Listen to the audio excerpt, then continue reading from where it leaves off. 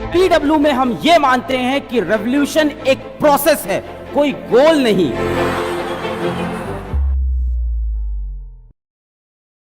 आज बात करेंगे कैसे एक यूट्यूबर ने जो 5,000 की सैलरी में एक इंस्टीट्यूट में टीचिंग करता था, उसने यूनिकॉर्न कंपनी तक का सफर तय किया और आज उसके बिजनेस मॉडल को बायजूस से कंपेयर किया जा रहा है, क्योंकि दोनों ही कंपनियां एजुकेशन इंडस्ट्री से संबंध रखती हैं। फिजिक्स वाला वही कंपनी जिसने अफोर्डेबल एजुकेशन का रेवोल्यूशन क्रिएट किया था, अब फाइनेंशियल स्टेटमेंट इनकी देखें तो 98 करोड़ के प्रॉफिट से सीधा 1131 करोड़ के लॉस तक पहुंच गई है। आखिर ये क्या हो गया अचानक से?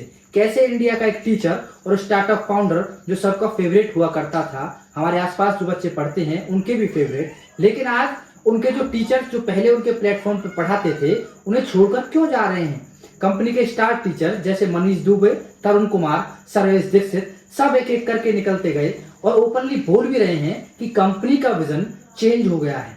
क्या तुम्हें कुछ फैमिलियर नजर आ रहा है? हाँ, वही सेम पैटर्न जो बायजूस ने फॉलो किया था। Rapid expansion, back to back acquisition, online centres खोलना और फिर मैसिव लॉसेज। ये वीडियो देखकर तुम समझ जाओगे कि कैसे रैपिड एक्सपेंशन और इन्वेस्टर्स कैसे एक प्रोमिसिंग कंपनी को बर्बाद कर देते हैं। और क्या फिजिक्स वाला भी उसी डेंजरस पाथ पे चल रहा है जिसपे बायजूस चला था? आज उसके फाउंडर्स जेल के करीब हैं और बायजूस कंपनी पहले ही दिवालिया हो चुकी है। कहानी का सबसे वाइल्ड पार्ट, कंपनी अब आईपीओ लाने की तैयारी कर रही है, मतलब रिटेल इन्वेस्टर्स को इनवाइट कर रही है कि हमारी कंपनी में इन्वेस्ट कीजिए। बट क्वेश्चन क्या है, क्या फिजिक्स वाला का बिजनेस मॉडल सस्टेनेबल है? क्या ये सिर्फ इन्वेस्टर्स को एग्जिस्ट करने की स्ट्रेटेजी है? अलक पांडे की स्टोरी एक क्लासिकल स्टोरी है। गरीब बैकग्राउंड, फाइनेंशियल प्रॉब्लम्स और फिर यूट्यूब पे व्हाइट बोर्ड और बेसिक सेटअप से पढ़ाते हुए एक रेवोल्यूशन क्रिएट किया। अलक पांडे प्रयागराज के एक बहुत ही मिडिल क्लास फैमिली से बिलोंग करते हैं। फाइनेंशियल स्ट्रगल जिसकी डेली लाइफ का एक बहुत बड़ा हिस्सा था। इतने फाइनेंशियल प्रॉब्लम थे कि उन्होंने अपनी इंजीनियरिंग की पढ़ाई भी बीच में छोड़ दी थी और उसके बाद 5,000 पर मंथ की सैलरी पे कोचिंग में टीचिंग की। शुरू से ही इस बंदे को देखकर ये नजर आता था कि इस बंदे का विजन कुछ अलग और क्लियर है। ये उन लोगों की हेल्प करना चाहते थे जो उन जैसे गरीब थे, जिनके पास बड़ी बड़ी फीस पे करने के पैसे नहीं थे, लेकिन आईआईटी और नीट जैसे एग्जाम की तैयारी एक अच्छे लेवल पे करना चाहते थे। इसीलिए 2016 में इन्होंने जीरो इन्वेस्टमेंट के साथ अपना यूट्यूब चैनल लॉन्च किया जिसका नाम था फिजिक्स वाला। सेटअप कितना बेसिक था, बस एक व्हाइट बोर्ड और एक फोन का कैमरा, लेकिन कंटेंट इतना पावरफुल था कि स्टूडेंट ऑटोमेटिक कनेक्ट होने लगे। स्ट्रगल इस बंदे का रियल था। पहले साल में सिर्फ 10,000 सब्सक्राइबर मिले, लेकिन अलग कंसिस्टेंट रहे। धीरे धीरे चैनल ग्रो हुआ। 2019 तक 2 मिलियन सब्सक्राइबर हो गए। तब तक इनकी मंथली इनकम लगभग 8,000 तक पहुंच गई थी। फिर 2020 में कोविड ने पूरा गेम चेंज कर दिया। जब सारे ऑफलाइन कोचिंग सेंटर्स बंद हो गए थे, उसी दौरान अलग को आईआईटी बीएचयू के बड़े एंटरप्रेन्योर प्रतीक महेश्वरी मिले और साथ में मिलकर दोनों ने फिजिक्स वाला नाम का ऐप लॉन्च कर दिया। जैसे ही फिजिक्स वाला ऐप लॉन्च हुआ तो ऐप क्रैश हो गया, क्योंकि एक्सपेक्टेशन से ज्यादा स्टूडेंट्स ने उस ऐप को डाउनलोड कर लिया था। कंपनी का बिजनेस मॉडल डिसरप्टिव था। कॉम्पिटिटर्स जहां 15 से 20,000 एक कोर्स के चार्ज कर रहे थे, जबकि पीडब्ल्यू कोर्सेज को सिर्फ 1 से 3,000 में दे रहा था। फाइनेंशियल ईयर 2021 में कंपनी ने 6.9 करोड़ का प्रॉफिट कमाया। फाइनेंशियल ईयर 2022 में प्रॉफिट 98 करोड़ तक पहुंच गया। रेवेन्यू लगभग 10 टाइम्स ग्रो हुआ और वो भी बस एक साल में। बस फिर बड़े इन्वेस्टर्स की पीडब्ल्यू पर नजर पड़ती है। अलक पांडे कन्विंस हो जाते हैं फंडिंग लेने के लिए और फिर स्टोरी कंप्लीटली चेंज होती दिखाई देती है। एक्चुअली अलक ने फंडिंग डिसीजन भी एक बड़े चैलेंज की वजह से लिया था। आखिर वो डिसीजन क्या था? जैसे ही पीडब्ल्यू पॉपुलर होने लगा, कॉम्पिटिटर्स ने पीडब्ल्यू के स्टार टीचर्स को अपनी तरफ रिझाना शुरू कर दिया। हाईली फंडेड कंपनीज पीडब्ल्यू के टीचर्स को डबल ट्रिपल सैलरी ऑफर करने लगे ताकि उस प्लेटफॉर्म को छोड़कर वो हमारे प्लेटफॉर्म पे आकर बच्चों को अट्रैक्ट कर सके। अलक पांडे के लिए बहुत बड़ा प्रेशर था। 6-7 महीने ये प्रॉब्लम को झेलने के बाद अलक इतने परेशान हो गए थे कि फाइनली उन्होंने फंडिंग लेने के लिए अपना मन बना लिया। हाईली फंडेड कंपनीज से फाइट करने के लिए मिड 2022 में पीडब्ल्यू ने अपने सीरीज ए राउंड में $100 मिलियन रेज किए 1 बिलियन की वैल्यूएशन पे। एक यूट्यूब टीचर यूनिकॉर्न फाउंडर आखिर बन ही गया था, क्योंकि यूजुअली पहले छोटे इन्वेस्टर्स से छोटा मोटा फंड लेती हैं, फिर अच्छी चलती हैं तो 2-3 साल के बाद वेंचर कैपिटल से बड़ी फंडिंग्स आती हैं। लेकिन इन्वेस्टर्स का पैसा जैसे ही कंपनी के पास आता है, उसके साथ एक प्रेशर आता है एक्सपेंशन का। कंपनी का फोकस शिफ्ट हुआ अफोर्डेबल एजुकेशन फॉर ऑल से एक्सपेंड एट ऑल कॉस्ट तक। अब कंपनी ने दूसरी छोटी मोटी कंपनी को एक्वायर करना शुरू कर दिया। अगर 2022 में फ्री को एक डाउट सॉल्विंग प्लेटफॉर्म को एक्वायर किया, फिर नेक्स्ट 2 मंथ में अक्टूबर 2022 में प्रेप ऑनलाइन और एल्टिस वर्टॉक्स को भी खरीद लिया। उसके 2 महीने के बाद दिसंबर 2022 में आई न्यूरॉन को एक्वायर कर लिया। फिर उसके 2 महीने के बाद मार्च 2023 में यूएई की नॉलेज प्लेनेट को खरीद लिया। फिर 3 महीने के बाद जून 2023 में जाइलम लर्निंग को एक्वायर किया। मतलब अब इसके बाद हम बोल ही क्या सकते हैं, 10 महीने के अंदर एक यूट्यूबर ने 6 बड़ी कंपनीज को खरीद लिया। स्ट्रेटेजी क्लियर थी, हर कैटेगरी में एक्सपेंड करना चाहते थे। नीट हो, यूपीएससी हो, आईआईटी हो या फिर एआईएमएल हो या इंटरनेशनल मार्केट, हर जगह पीडब्ल्यू अपना झंडा लगाना चाहती थी। इसके बाद ऑफलाइन एक्सपेंशन भी शुरू हुआ।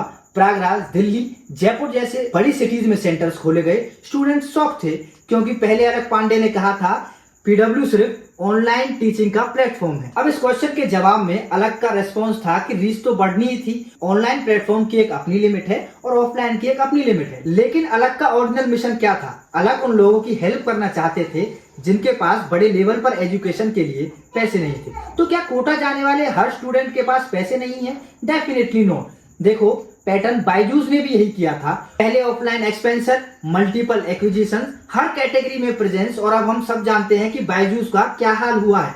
अब नंबर्स पे आते हैं क्योंकि नंबर्स कभी झूठ नहीं बोलते। पीडब्ल्यू के फाइनेंशियल से क्लियर स्टोरी बताते हैं। फाइनेंशियल ईयर 2021 में इन्होंने 6.9 करोड़ का प्रॉफिट किया, 2022 में 98 करोड़ का प्रॉफिट, 2023 में 84 करोड़ का लॉस। फिर फाइनेंशियल ईयर 2024 आते आते शॉकिंग 1131 करोड़ के लॉसेस हुए। लेकिन सिर्फ 2 साल में एक एक्सट्रीमली प्रॉफिटेबल कंपनी से मैसिव लॉस मेकिंग कंपनी बन गई। चलो मानते हैं इन्वेस्टर पैसे देते ही इसलिए हैं ताकि ये कंपनी आगे एक्सपेंड कर सके।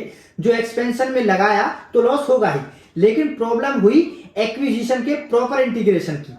हर कंपनी को खरीद तो लिया लेकिन उसका पीडब्ल्यू के इकोसिस्टम में इंटीग्रेट नहीं कर पाए। Different technologies, different team, different culture, बहुत से टफ टास्क हैं। बायजूस के साथ भी यही प्रॉब्लम थी। पीडब्ल्यू के खर्चे देखो तो एम्प्लॉय बेनिफिट एक्सपेंसेस 1158 करोड़ तक पहुंच गए थे, जबकि उनका रेवेन्यू इतना स्पीड से बढ़ ही नहीं रहा था। दूसरा मेजर सिग्नल आया मार्च 2023 में, जब उनके टीचर जैसे तरुण कुमार, मनीष दुबे और सर्वेश दीक्षित और आदित्य आनंद सब ने एक एक करके रिजाइन दे दिया और पीडब्ल्यू को छोड़कर चले गए। स्टूडेंट्स अचानक शॉक में थे। टीचर्स का कहना था कि अपने ओरिजिनल विजन से कंपनी भटक चुकी है। ये स्टेटमेंट बहुत कुछ कह जाते हैं, बट बहुत सारे स्टूडेंट्स भी कंफ्यूज थे। ऑनलाइन प्लेटफॉर्म जो अफोर्डेबल एजुकेशन प्रॉमिस करता था, अब सडनली प्रीमियम ऑफलाइन कैटेगरीज खोल रहा है। क्वेश्चन ये था कि क्या एक्सपेंशन स्टूडेंट्स के बेनिफिट के लिए हो रहा था या इन्वेस्टर्स के प्रेशर के चलते? क्या कोटा, दिल्ली जैसे प्रीमियम लोकेशंस में सेंटर खोलना उसी मिशन को फुलफिल करना था या कुछ और? Vision drift is clear. जब कंपनी का फोकस अफोर्डेबल एजुकेशन से शिफ्ट होकर मार्केट डोमिनेंस एंड आईपीओ पे आ जाता है, तब फाउंडर्स और कंपनी का डीएनए चेंज हो ही जाता है। स्टोरी का स्केरी पार्ट, पीडब्ल्यू बायजूस के फुटप्रिंट फॉलो करता नजर आ रहा था। बायजूस भी इनिशियली एक प्रॉफिट मेकिंग कंपनी थी जो अफोर्डेबल एजुकेशन प्रोवाइड करती थी।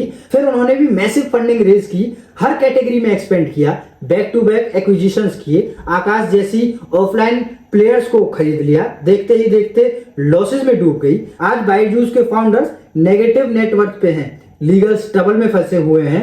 बायजूस दिवालिया घोषित हो चुकी है। 2025 में पीडब्ल्यू के 150 प्लस ऑफलाइन सेंटर्स 105 सिटीज में खुल चुके हैं। इसी साल 75 और सेंटर्स खोलने का प्लान भी है। अब इसमें प्रॉब्लम क्या है?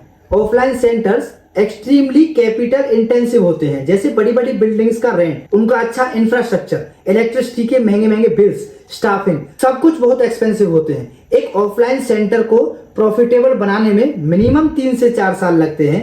पीडब्ल्यू के लॉसेस का मेजर रीजन ही ऑफलाइन सेंटर्स में एक्सपेंशन करना था। रिसेंट फंडिंग राउंड्स देखें तो सितंबर 2025 में पीडब्ल्यू ने 210 मिलियन डॉलर रेज किए, अप्रोक्सीमेटली 25,000 करोड़ की वैल्यूएशन पे।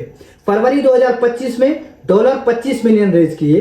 रिपोर्ट्स ने बताया कि ये प्री आईपीओ राउंड था, मतलब आईपीओ लाने से पहले कंपनी के वैल्यूएशन को इंक्रीज करने की तैयारी। इस वीडियो में कुछ क्रिटिकल क्वेश्चंस रेज होते हैं। क्या पीडब्ल्यू सस्टेनेबल बिजनेस मॉडल बन पाएगा बिफोर आईपीओ? क्या लॉसेस कंट्रोल में आ पाएंगे? क्या कंपनी अपने original mission affordable education for all को मेंटेन रख पाएगी? देखो, अब हम ये तो नहीं कह सकते कि पीडब्ल्यू का विजन गलत है या फिर अलग पांडे बुरे हैं।